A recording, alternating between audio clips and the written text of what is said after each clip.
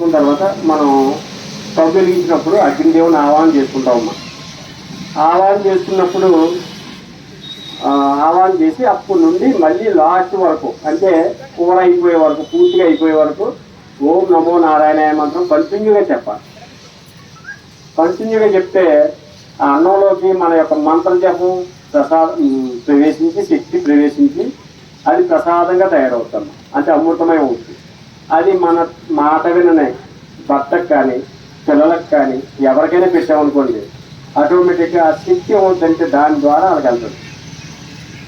ఎంత అవుద్దనుకున్నారు ఆటోమేటిక్గా కొద్దిగా కడుగుతుంటే రోజు బాగా ఉన్నప్పుడు ఉండిందన్న కొద్దిగా బారి కడుగుతున్నాం అనుకోండి.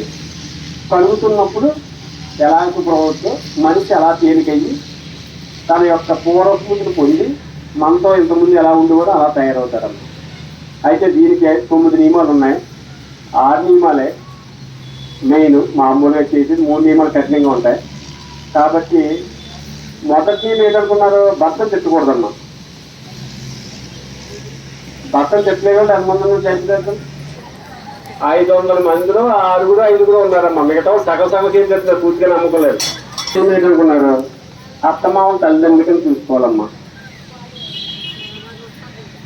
ఇద్దరే ఇస్తారమ్మా, మిగతా వాళ్ళు ఎత్తట్లేదు. ఇంకా 5 పర్లేదు కూర్చొరిగారు.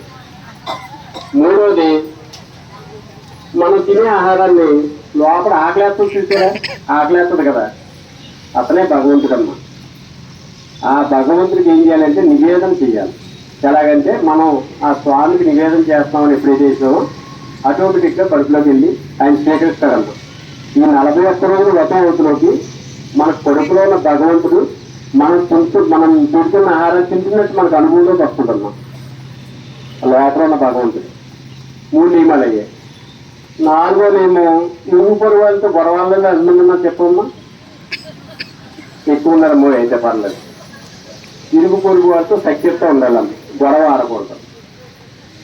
తర్వాత 5వ నియమం అమ్మా, తెలిసిన చెప్పండి అమ్మా. చేసిన వాళ్ళు తెలుస్తుంది కదా, తెలుస్తుంది కదమ్మా. 5వ నియమం ఏంటమ్మా? లక్ష్మీదేవిలాగా తయారవ్వాలి. లక్ష్మీదేవిలా తయారవ్వమంటే ఒక ఆవిడమ్మా,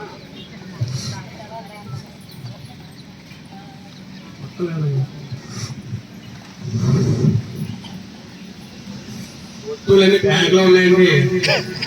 లక్ష్మీదేవిలో తయారవ్వమంటే ఎలాగంటే అమ్మ, వస్తువులన్నీ వేసుకుని లక్ష్మీదేవిలో కాదండి, ఉన్నంతలో లక్ష్మీదేవిలో ఉండడం. పైకెట్టు ఆ దారి మీద ఎత్తు. ఏటమ్మా 6వ నియమం, ఎవరైనా అన్నము రామచంద్ర అని వచ్చారనుకోండి మనకి టైంకి ఇప్పుడు అన్నం పెట్టాలి. ఈ 6 నియమాలు పాటిస్తే 41 రోజుల్లో మారని వ్యక్తి ఉండరు. ఎంత అద్భుతంగా ఉంటుంది, మీ ఇల్లు నందనవనంగా మారిపోతాయి ఆటోమేటిక్గా. కాబట్టి ఈ విషయాన్ని జాగ్రత్తగా అవగాహన చేసుకోండి.